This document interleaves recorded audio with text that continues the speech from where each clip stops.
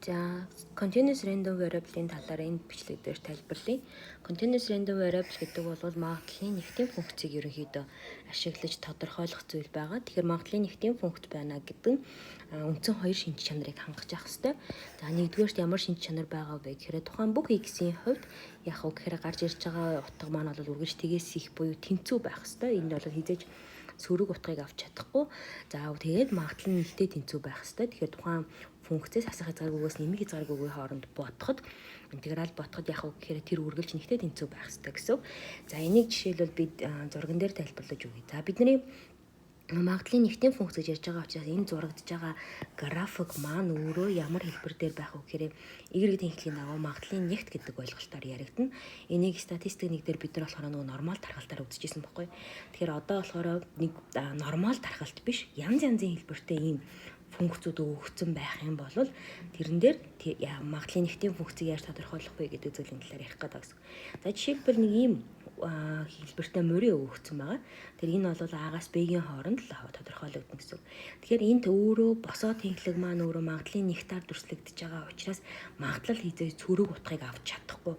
Тэгэхээр ийшээгээ тэнхлэг дээр сөрөг утгууд дээр байсан ч гэсэн яах ёстой юм бэ гэхээр үргэлж эерэг утгыг авч таарна. Тийм болохоор энэ f(x) гэдэг тухайн функц бол үргэлж тгээс их буюу тэнцүү гэдэг нөхцөлийг яриад байгаа гэсэн. Тэгтээ тэнцүү байна гэж нэг магадлал нь их гарч байгаа гэдэг санаа л яригдж байгаа гэсэн үг байна. Нэгт хоёрдугаарт би хасах хязгааргүйгээс нэмэх хязгааргүй гэдэг энэ утгыг тухайн бодлогон дээр илэрхийлэхдээ өгч байгаа энэ төвсөрт нь яриад А-гаас Б-ийн хооронд энийг бид энэ дүрсийн талбайг олоход яг ёстой вэ хэрнийг гарч явах ёстой. Бусад тохиолдол утгууд дээр болохоор тэг гарч явах ёстой гэдгийг ингэж дүрсэлж өгöd байгаа гэсэн. Тэгэхээр Пеплийн бодлогонууд бол ихэвчлэн ийм хэлбэртэй тодорхойлогдож өгч байгаа. Тэгэхээр бид нэр энэ дүр хэсгийн магадлалыг ярих гэж байгаа учраас дүрсийн будагдсан хэсгийн талбайг олно гэж интеграл бодно гэсэн. Тийм болохоор энд интегралын нөхцөл яригдж байгаа гэсэн. За, жишээлбэл дахиад нэг өөр юм хэлбэртэй магадлалын нэгтийн функц трапез хэлбэртэй гэсэн үг тийм.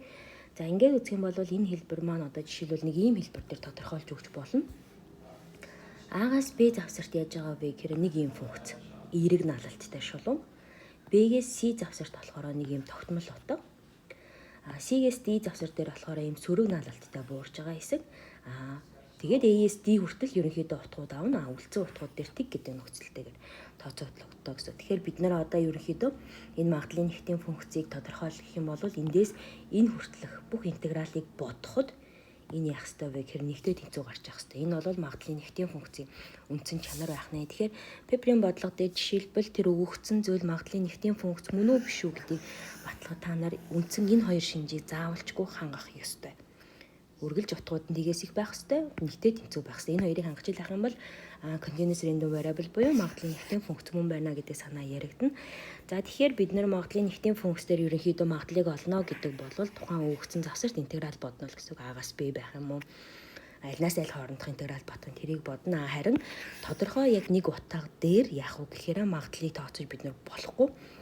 Яагаад тэгэхээр энэ өөрөө continuous variable санамсаргүй тасралтгүй хувьсагч. Тэгэхээр тасралтгүй хувьсагч бол яг exact утгыг авч олж чадахгүй. Тийм болохоор заавалчгүй тодорхой завсруудад бодох хэрэгтэй. Тэгэхээр энэ тодорхой завсар дээрх утга бол үргэлж тэгтэй тэнцүү байна гэсэн. За, түүний дараа медианыг ол гэж байгаа. Медианыг олно гэдэг бол медиан гэдэг ойлголт өөрөө нийт өгөгдлийн 50% буюу 0.5 гэдэг магадлалтай тэнцүү байх хэрэгтэй. Тэгэхээр хасах хязгааргүйгээс нэг эм хүртэл буюу медиан хүртэлх утгыг бодоход магадлал нь 0.5 гарч явах хэрэгтэй. За, би яг энийг өмнөх бичлэгэн дээр тайлбарлаж ирсэн. Медиан дээр та нар ингэж алдаад байна шүү гэж ярьжсэн. Тэгэхээр бид нар одоо жишээлбэл юу гэдэг магадгүй хамгийн ихний жишээн дээр энэ нийт өгөгдсөн талбай нэг гэдэгтэй тэнцүү юм байх юм бол А-гаас одоо хэд хүртэл бодох юм. Жишээлбэл за би нэг энэ дээр медиан арих байх таа гэж бодоход А-гаас ийм хүртэл интеграл авахд энэ магадлал харгалзах магадлал 0.5, энд харгалзах магадлал 0.5 байх ёстой гэсэн. За, тэгэхээр тэргээр бодож бид нэр тооцсон. Тэгэхээр одоо жишээлбэл би энийг хасах хязгааргүй гэдгийн оронд А-гаас ийм хүртэл бодож болно. Эсвэл Ийм-ээс Б хүртэл бодож болно. Хамгийн гол нь 0.5-тайгаа тэнцвүүлэх ёстой шүү. Энэ бол медианы чанар байх ёстой 0.5 гэдгээрээ. Энэ бодлогоны доотлын зурган дээр хэрвээ харах юм бол энэ хоёр маань яг тэгшмтэй биш байгаа учраас энэ нарийн илүү байгаа болохоор юу гэдэг юм. За, одоо жишээлбэл нэг энэ хоёр. За, татгад медиан байгаа гэдэг ч юм уу тий. Тэгэхээр энэ медианаас тасархай шулуунаас доотлын хэсэг нь 0.5, дээдлийн хэсэг нь 0.5 гэдэг магадлалыг харгалзуулж авах ёстой гэдэг санаа бол яригдана. За персентилийн хувьд бол одоо жишээлбэл юу гэдэг нь 30% харгалзах утгыг олох гэдэг нь бол бид нар тухайн 30% гэдэг магадлал буюу 0.3 гэдэг магадлалтай тэнцүү байлгахын тулд яг хэд дээр утга авч иж 0.3 гэдэг магадлалаар тухайн магадлалын нэгтийн функцээ хувааж чадахгүй гэдэг санаагаар ярина. Тэгэхээр персентиль дээр бол яг хэд байхын тэргүүрээ тооцож гаргаж ирнэ гэсэн үг. За дараа нь болохоор бид нарт нэгтийн функц дээр expectation-ыг олох, variance олох нөхцөл байгаа. Тэгэхээр expectation-ыг олохдоо тухайн бид нар санамсаргүй хувьсагч ярьж байгаа учраас тухайн авж байгаа утгаа харгалзах x-ийн утгаар үржүүлээд интеграл ботход гарч ирнэ гэсэн. За жишээлбэл хэрвээ би зөвхөн одоо эндээс юу гэдэг энэ функцийн зөвхөн ихний завсар дээрхээр би сонгож авъя л да.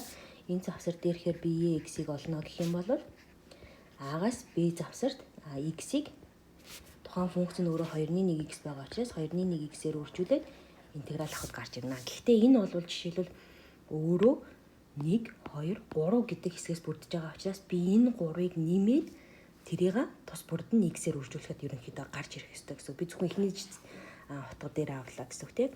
Тэгэхээр би энийг жишээлбэл бас ингэж бичиж болно. Яг бүтэн функцийнхаа хувьд бичих юм бол x-ийг үрчин 2.1x нэмхэн 4 хасах нь 3.2x. Гэхдээ ингэж бичээл бид нэр интеграл бодно гэх юм бол одоо энэ дэр нэг алдаа гарч ирнэ. Тэр алдаа юу вэ гэхээр бидний хувьд 4 гэдэг утга дээр жишээлбэл a-гаас b гэдэг завсар байхгүй.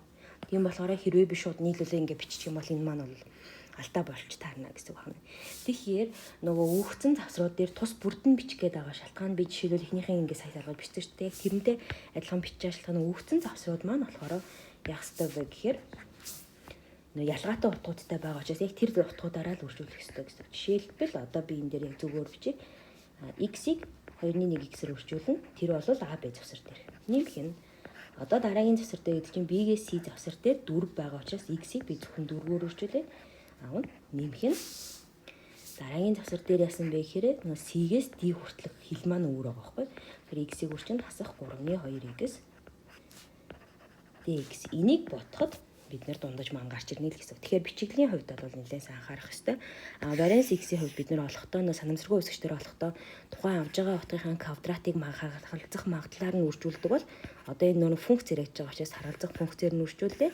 Тэгээд нөгөө expectation хасагддаг байсан. Тэр хасагддаг маань яг хасагдаад гарч ирнэ л гэсэн. Тэгэхээр үндсэндээ ерөнхийдөө continuous random variable буюу магадлалын нэгтийн функц гэдэг сэдв дээр ялангуяа PP-ийн бодлого дээр энэ магадлалын нэгтийн функц өглөө шүү гэдэг энэ төлөвлөгөөр үгээрээ байгаа. Тэгэхээр энэ төлөвлөгөөр үгээрээ илэрхийлэгдсэн бодлогон дээр бол бид нэр ерөнхийдөө интеграл бодно л гэдгээ сайн бодох хэрэгтэй. Тэгэхээр интегралаа маш сайн зөв бодох хэрэгтэй байх нэ.